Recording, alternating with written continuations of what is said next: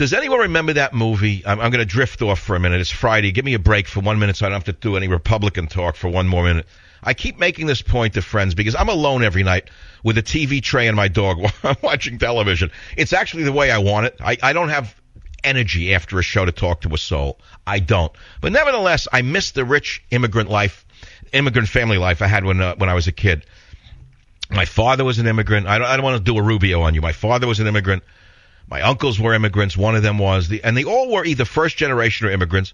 We all lived near each other in Queens, New York. We all had about the same size attached house at that point that I remember. Nobody was more or less richer or poorer than the other one within a certain, generic distance of income. And so we were in the same socioeconomic class. They all drove about the same quality car. You know what I'm saying. All of us children of my generation who went to college went to Queens College, meaning a municipal college because they couldn't afford a private college. That's the way it was. So I remember the holidays, how amazing everybody would come over to my mother's house. I took it for granted. Little did I know that later on in life there would be no such parties for me because everyone's living somewhere else in this country. Everyone's somewhere, The only people who experience that anymore, as I can tell, are the new immigrants. Maybe Hispanic families are that close, but I don't see it anymore around me, and it's a big loss. It's an emptiness. But the thing is, what was that movie I'm trying to get at, where it starts out with that rich family in Baltimore, and it ends up with a bitter man sitting in front of a television set with a TV tray? He doesn't even have a poodle. What was that movie? I don't even remember the director. Pretty famous guy, famous movie. Remember?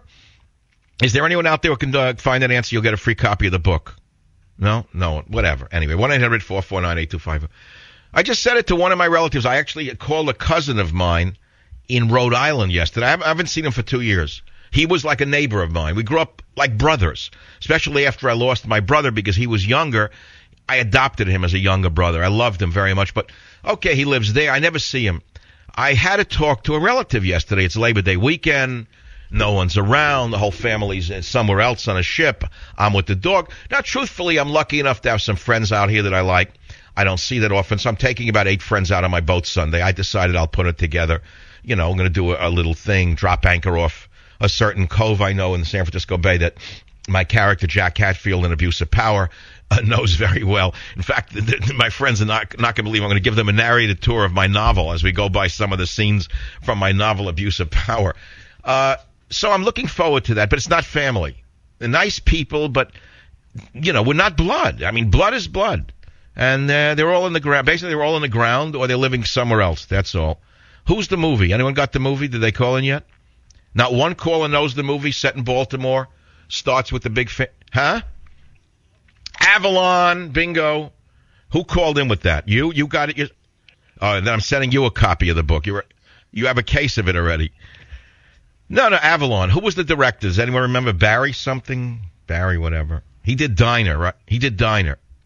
Barry whatever. Anyway, Avalon. Everyone's together arguing family council meetings to decide what to do. And as the years go on, they get a little more money. They all separate from each other. And in the end, they're all alone sitting in front of a television set in a dark room with a TV tray. Boy, did he ever catch the entire, zeitgeist of this country. But it's the way of the world. It's the way of all flesh. So here we are. Eastwood was amazing. Rubio's story touched me. I had no idea he was that good.